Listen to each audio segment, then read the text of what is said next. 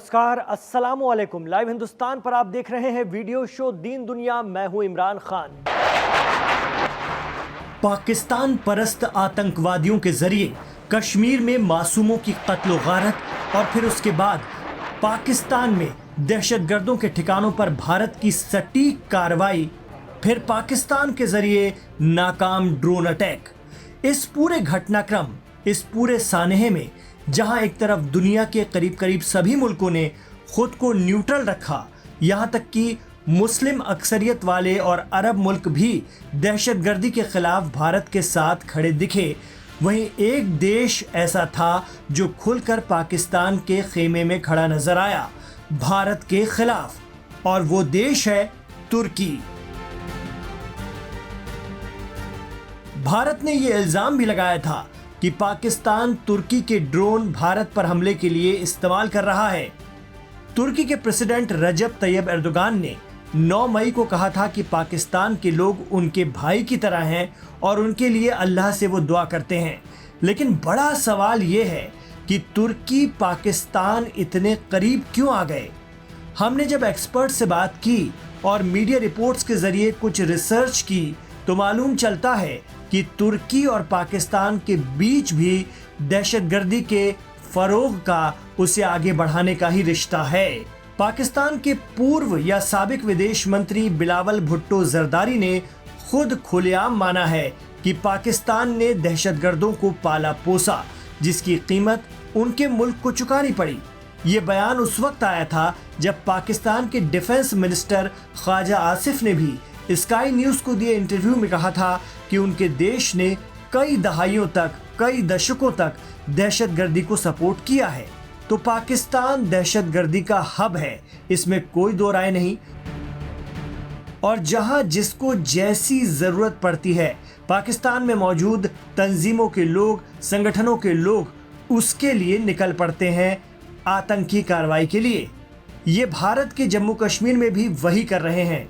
और Middle East expert Shaukat Bharti कहते हैं कि पाकिस्तान ने सीरिया में तुर्की के सपोर्ट से हयात तहरीर अल शाम यानी HTS को पाकिस्तानी भाड़े के दहशतगर्द भी भिजवाए थे असद सरकार का तख्ता पलट करवाने।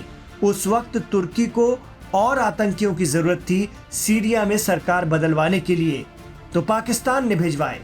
प्रेसिडेंट रजब तैयब एर्दोगान ने उसी का कर्ज चुकाया और भारत के खिलाफ पाकिस्तान के साथ खड़े नजर आ रहे हैं।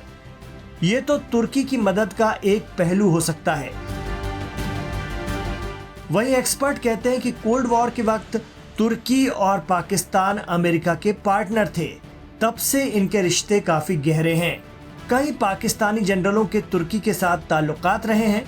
दोनों मुल्कों के बीच डिफेंस कोऑपरेशन काफी बढ़ गया है। इधर पिछले कुछ सालों में राष्ट्रपति एर्दोगान ने खुद को इस्लामिक लीडर के तौर पर पेश करना शुरू कर दिया है।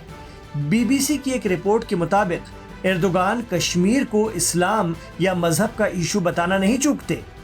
हालांकि कुछ जानकार ये भी कहते हैं कि तुर्की और पाकिस्तान के बीच सिर्फ वैचारिक जुड़ाव ही नहीं, बल्कि पाकिस्तान का डिफेंस बाजार भी उसे मिलता है। पाकिस्तान तुर्की से ड्रोन के अलावा टैंक, जंगी जहाज, पनडुब्बी और चौथी और 5वीं पीढ़ी के TAI/TF कान फाइटर जेट खरीदता रहा है।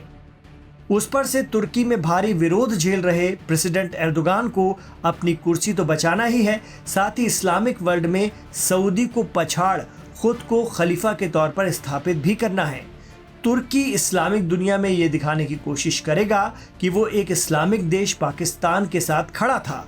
तुर्की लंबे समय से इस्लामिक दुनिया के नेतृत्व की कोशिश कर रहा है, लेकिन उसे चुनौती सऊदी अरब से मिलती है, क्योंकि सऊदी में मुसलमानों की आस्था के 2 प्रमुख केंद्र मक्का और मदीना हैं।